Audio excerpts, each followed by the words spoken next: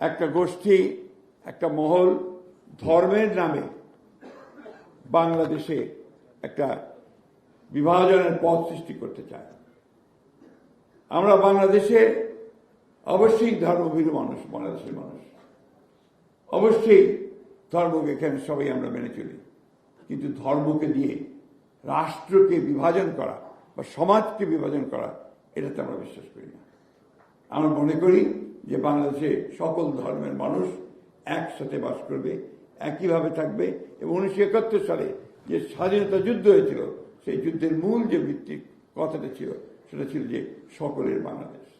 আজকে যে কারণে আমাদের নেতা যে স্লোগানটি দিয়েছেন সেই স্লোগানটি অত্যন্ত গুরুত্বপূর্ণ। এটা একদিকে যেমন জাতীয় ক্ষেত্রে তেমনি আন্তর্জাতিক ক্ষেত্রে একইভাবে গুরুত্বপূর্ণ, সবার আগে বাংলাদেশ। এটা কথাটা মাত্র বুকের মধ্যে গেঁথে নিতে হবে। আমাদের এই বিষয়টাকে নিয়েই সামনের দিকে এগিয়ে যেতে হবে। আমি বক্তব্য দীর্ঘ করব না। আমি আশা করব যে আজকে সমস্ত প্রতিবন্ধকতাকে দূর করে, তাদেরকে পরাজিত করে, সমস্ত অপপ্রয়াসকে পরাজিত করে আমাদেরকে বাংলাদেশি জাতীয়তাবাদী দলকে এগিয়ে নিয়ে যেতে হবে এবং তার সামনের সারিতে যারা থাকবে তারা হচ্ছে ছাত্র দল, যারা ভ্যানগার্ড হিসেবে, অগ্রবর্তী সৈনিক হিসেবে কাজ করবে।